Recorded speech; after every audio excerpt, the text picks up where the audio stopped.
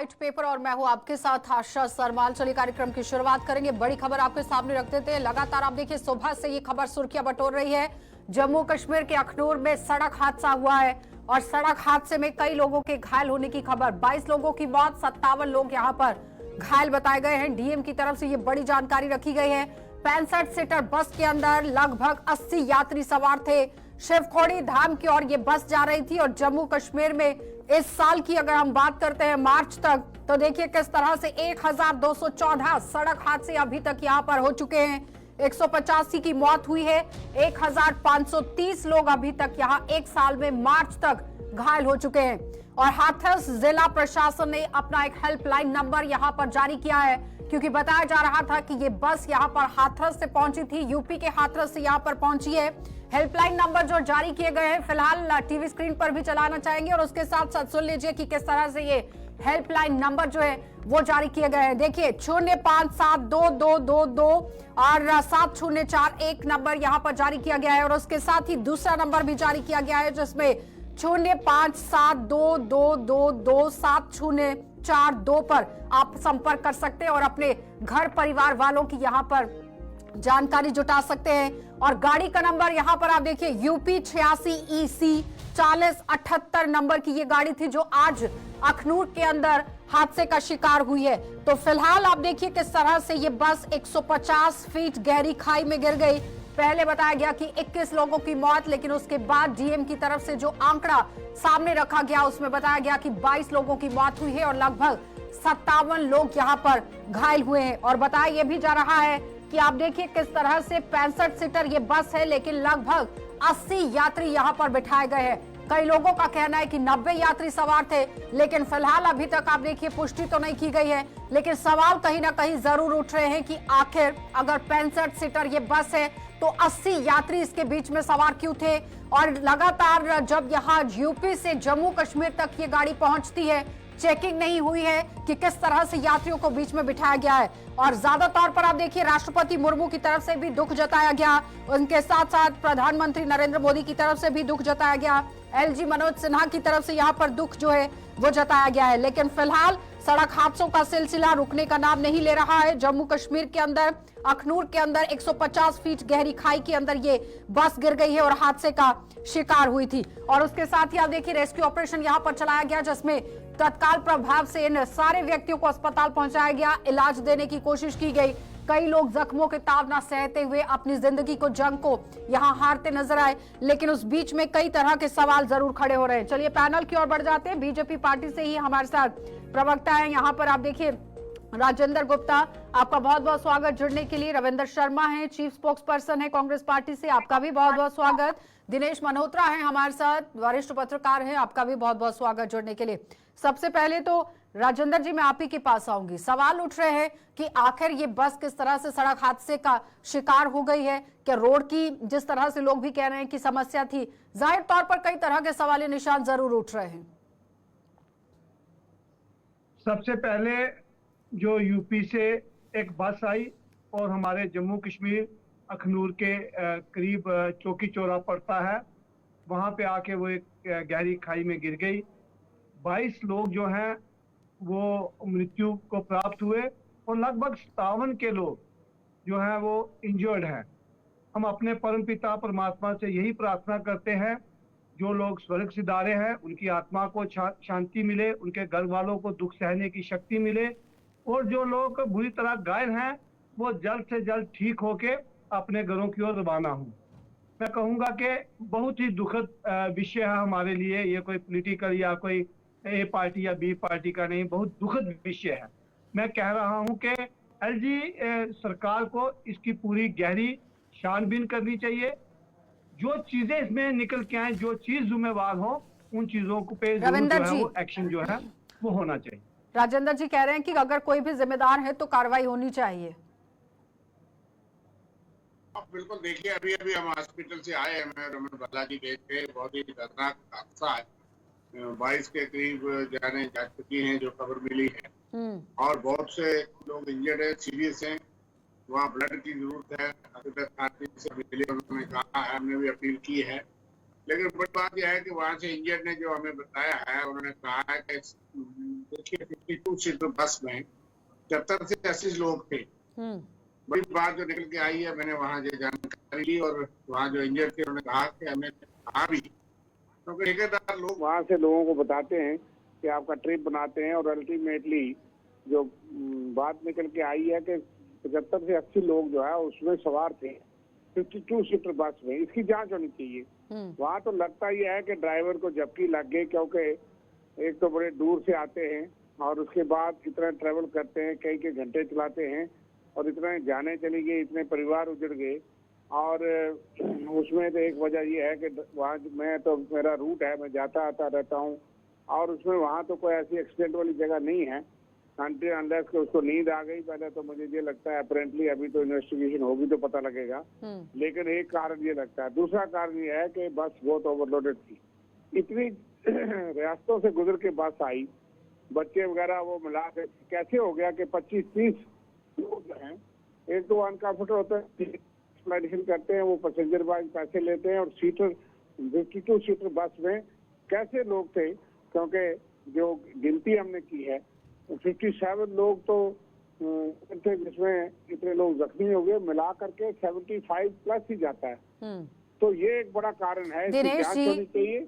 ये बहुत बड़ा एक सवाल जरूर है रविंदर जी, और इसी पर बात होना बहुत जरूरी है, क्योंकि जम्मू कश्मीर के अंदर सड़क हादसे तो हो ही रहे हैं, उस पर भी रोक लगाने के लिए काम करने की जरूरत थी। पैनल बनाया गया था, कमेटी का गठन किया गया था, लेकिन उस कमेटी ने काम क्या किया, किस तरह से रिपोर्ट सबमिट की दिनेश जी, ये भी सवालिया निशान है। क्योंकि इससे पहले आपने देखा कि डोडा के असर के अंदर भी किस तरह से घटना पेश आई थी।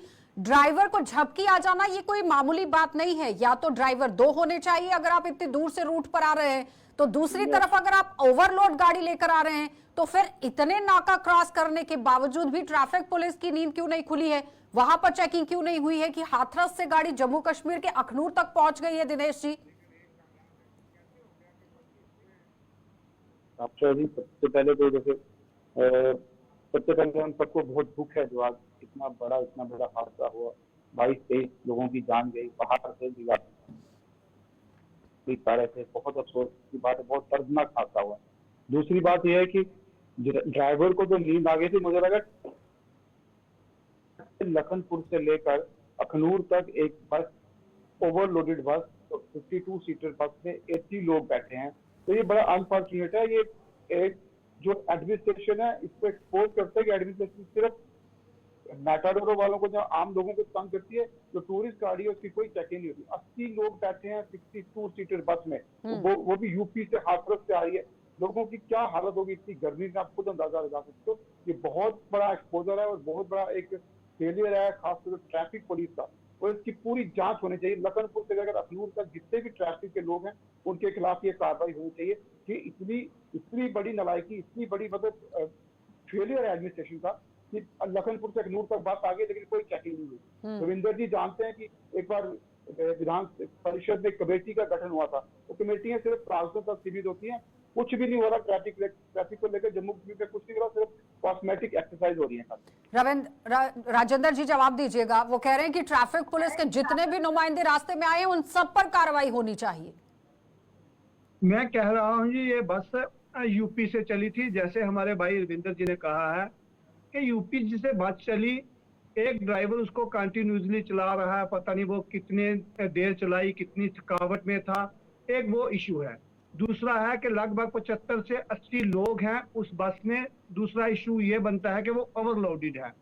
तीसरा मैं ये मान के चलूंगा कि यूपी से लेके यहाँ तक उसने कितने नाके क्रॉस किए, कहीं भी उसकी कोई अच्छे से चेकिंग नहीं हुई। मैं बाहर को छोड़ दूं, अगर जम्मू कश्मीर की हम बात करें तो बिल्कुल उन लोगों पे एलजी गवर्नमेंट को इमीडिएट एक्शन लेना चाहिए। इमीडिएट मैं कहता हूँ एक्शन लेना चाहिए, और जो लोग भी जिन नाकों से ये बस गुजरी है उन लोगों के खिलाफ इमीडिएट एक्शन होना चाहिए, ताकि ये इबरत हो खासकर ट्रैफिक डिपार्टमेंट के लिए। मैं बड़ी बदकिस्मती है कि ट्रैफिक डिपार्टमेंट हमारा वर्दी लगा के तो सिर्फ पैसे इकट्ठे करने के चक्कर में रहता है, उससे ज्यादा उसकी कोई ड्यूटी नहीं है।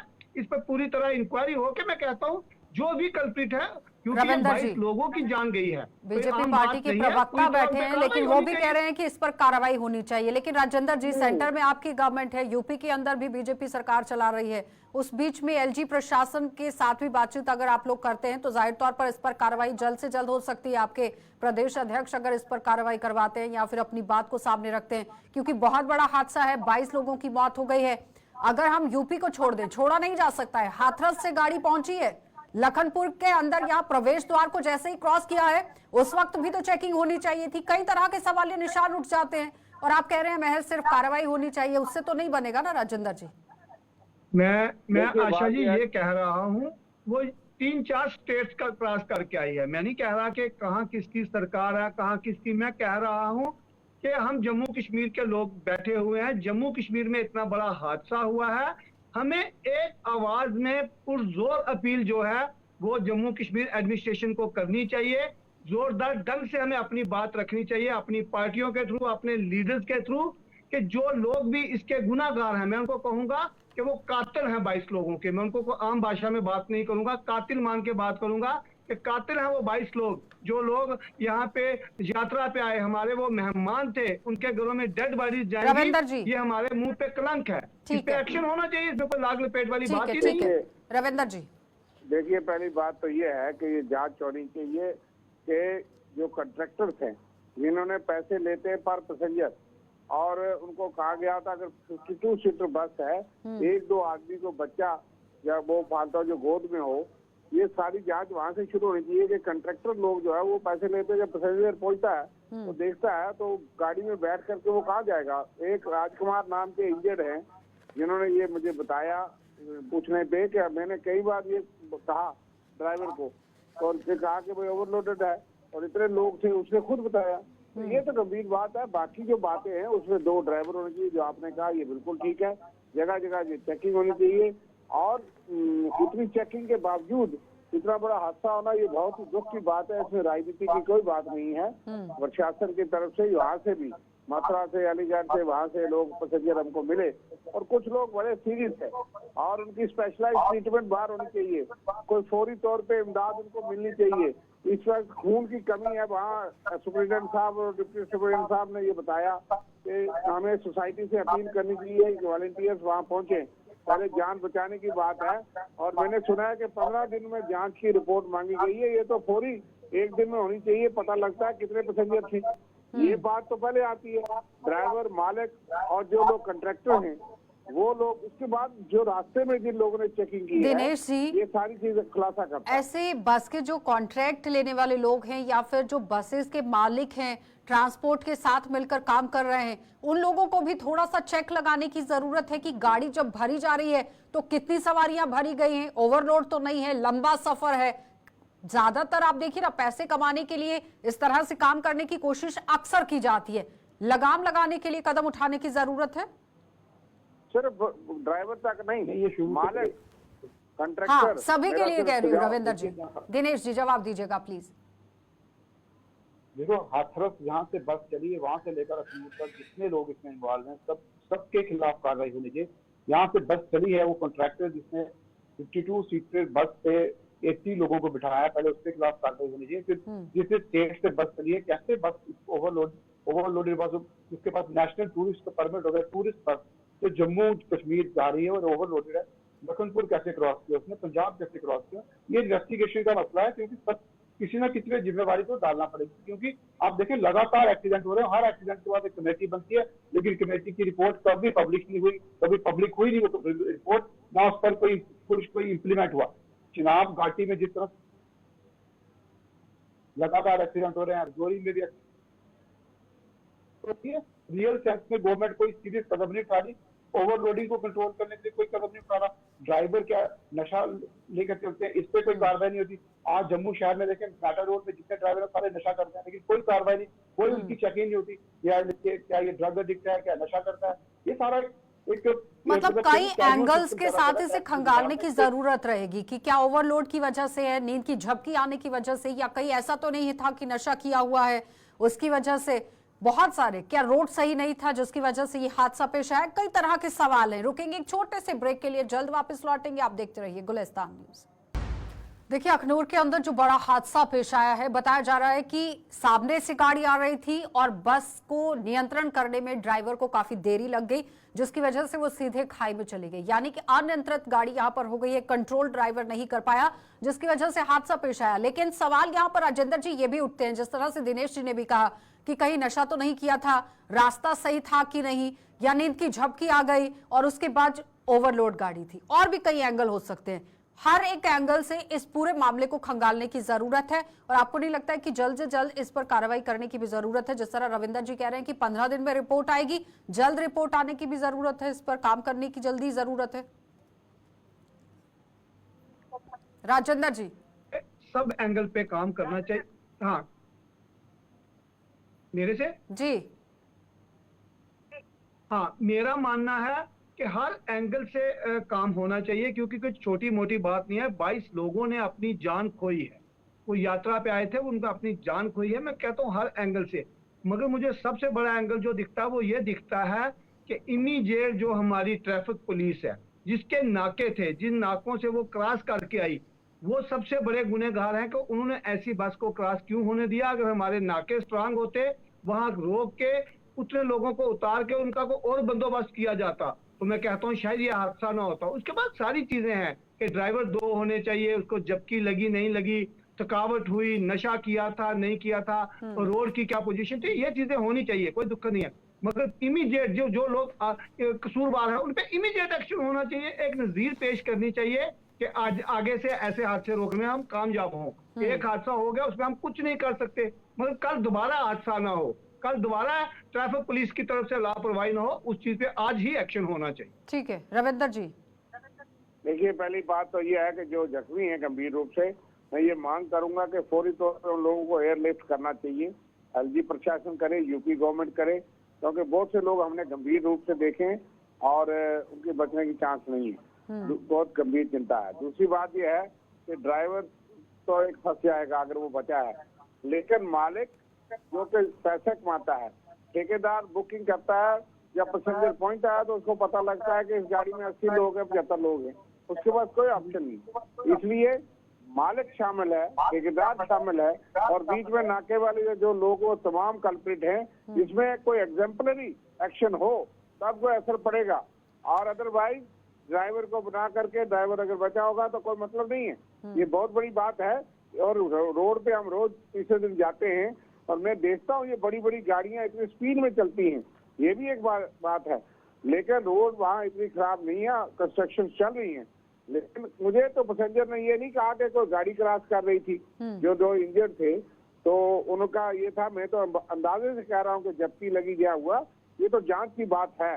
रविंदर जी, जिन लोगों के साथ आपकी बातें हुई उनका क्या कहना था, जो चश्मदीद लोग थे, जो सवार थे? एक तो उन्होंने कहा 3 गाड़ियां थी ये, और उन्होंने कहा जी गाड़ी ओवरलोडेड, और बस हमको पता नहीं लगा कि कैसे उल्टी हुई। ये तो जांच की बात है। वो बेचारे दर्द में थे, इतनी बात बता सके जो मैंने समझा।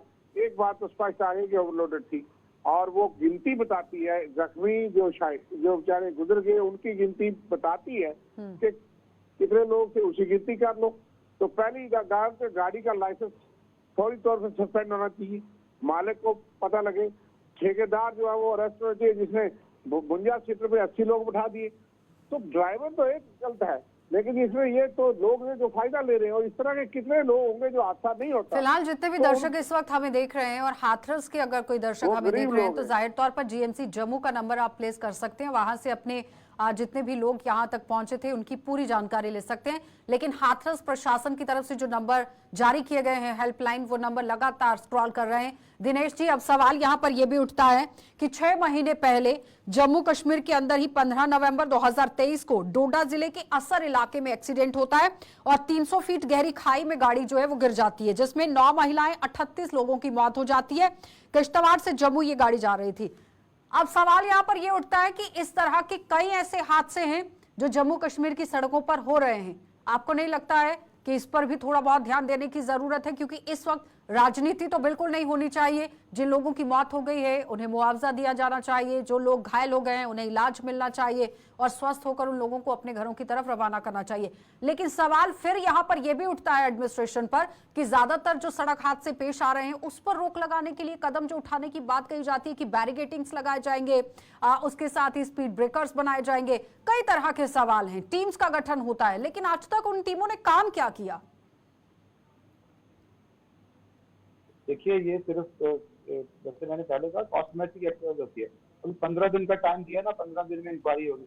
मुझे लगता है 15 दिन के अंदर कोई एक और हादसा हो जाएगा, फिर उस हादसे की इंक्वायरी होगी, इतनी देर में फिर और हादसा होगा। आपने जो अफसर की बात की, अफसर में 38 लोगों की मौत हुई, लेकिन क्या रिपोर्ट वापस आई?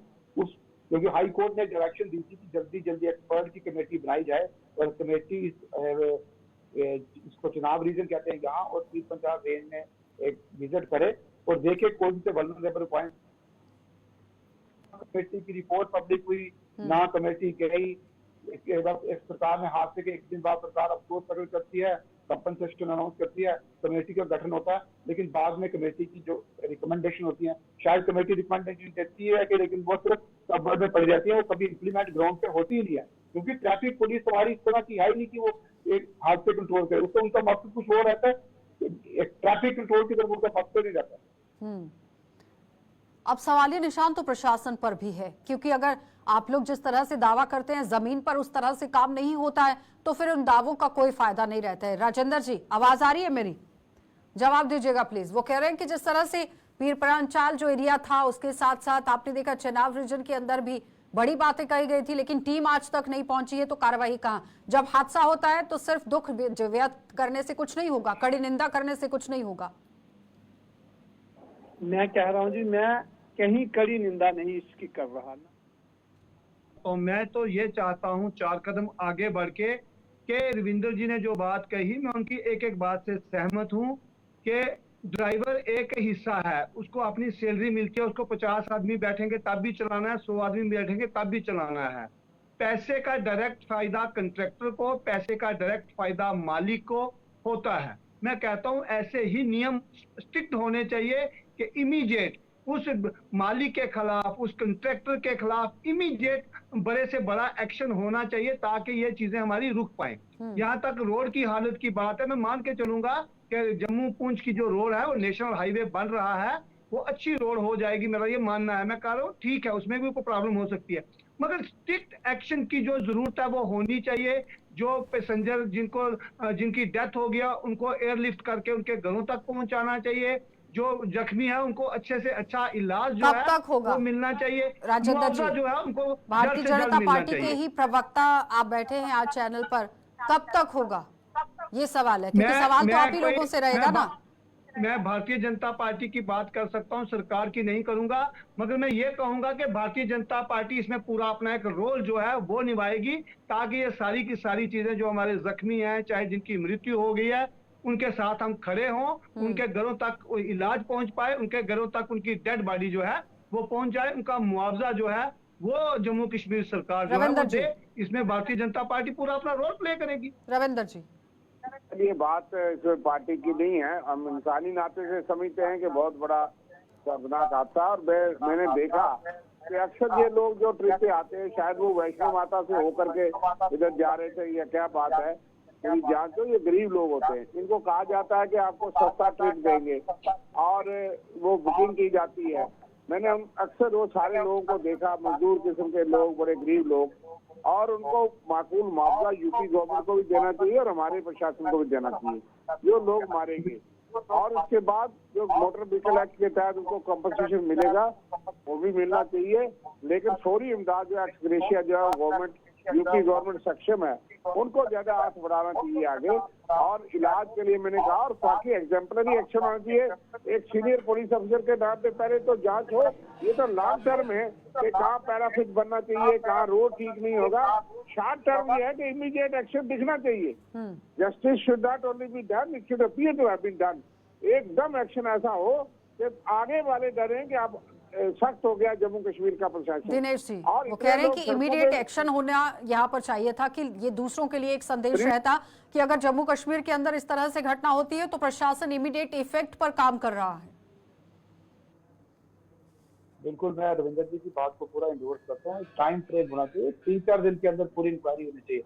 अब 15 दिन इंक्वायरी का मतलब होता है कि आपने डायरेक्ट एक्टिव बताइए, आपने इस केस को दबा देना। 4 दिन के अंदर रिपोर्ट दे, जो जो इन्वॉल्व है उनके खिलाफ एक्शन हो और ये सारा मामला जल्दी खत्म हो, ताकि ठीक है, बहुत बहुत धन्यवाद दिनेश जी, रविंदर जी आपका भी धन्यवाद, राजेंद्र जी आपका भी धन्यवाद। तो फिलहाल आपने देखा कि जम्मू कश्मीर के अखनूर में किस तरह से सड़क हादसा पेश आया। 22 लोगों की मौत बताई जा रही है और 57 लोग घायल बताए गए हैं, लेकिन सबका जानकारों का ये मानना है कि जल्द से जल्द कार्रवाई होनी चाहिए। 15 दिन ना कर 4 दिन के अंदर ये रिपोर्ट सबमिट होनी चाहिए और इस पर कार्रवाई ठोस तरीके से होनी चाहिए। आप देखते रहिए कार्यक्रम।